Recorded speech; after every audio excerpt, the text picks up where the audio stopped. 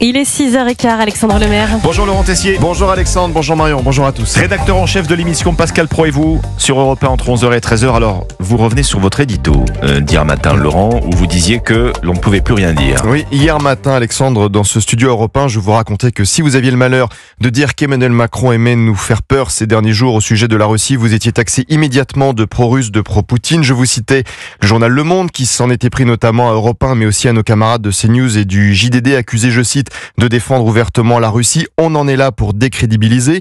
Je vous citais le journal du dimanche qui, après sa une, la surenchère de la peur, avait eu le droit à un message de l'Élysée sur les réseaux sociaux et ces mots: lucidité, patriotisme et sens de l'unité nationale. On en est là pour décrédibiliser.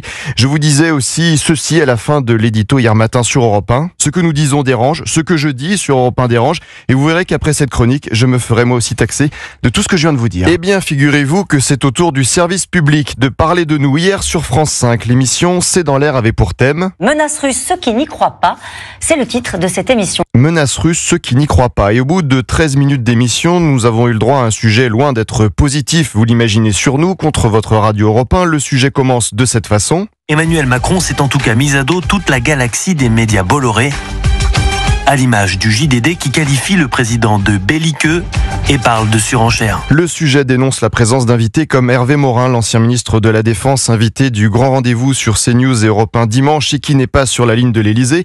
Et ensuite, nous assistons à un petit montage qui est fait sur quelques personnes de la radio. Mon ami Pascal Pro, moi-même avec vous dans Europe 1 Bonjour, vous passez bien à l'image d'ailleurs Alexandre. Et troisième camarade, Gauthier Lebret que vous retrouvez dans En marche sur la tête. Sur Europe 1, animateurs et chroniqueurs, tous éditorialistes.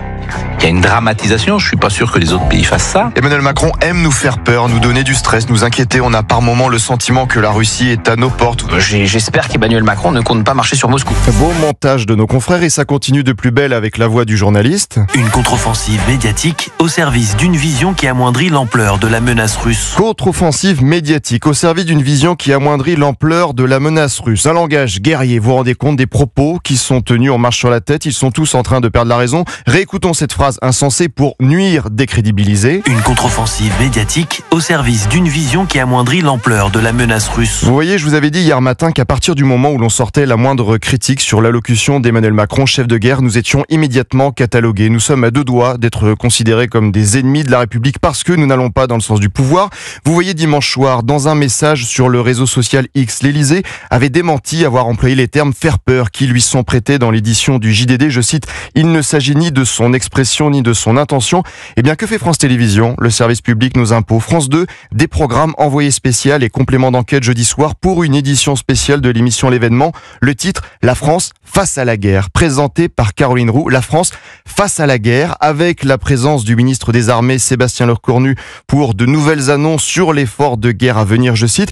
Mais non, pas du tout. On ne veut pas nous faire peur. Non. Jamais. Jamais, jamais, jamais, jamais. Vous en reparlerez tout à l'heure, à partir de 11h, dans Pascal Pro et vous, Laurent Tessier. Avec les auditeurs, nous vous attendons et au avec standard. les auditeurs, à tout à l'heure sur Europe 1. À tout à l'heure. Merci à vous. Laurent, merci.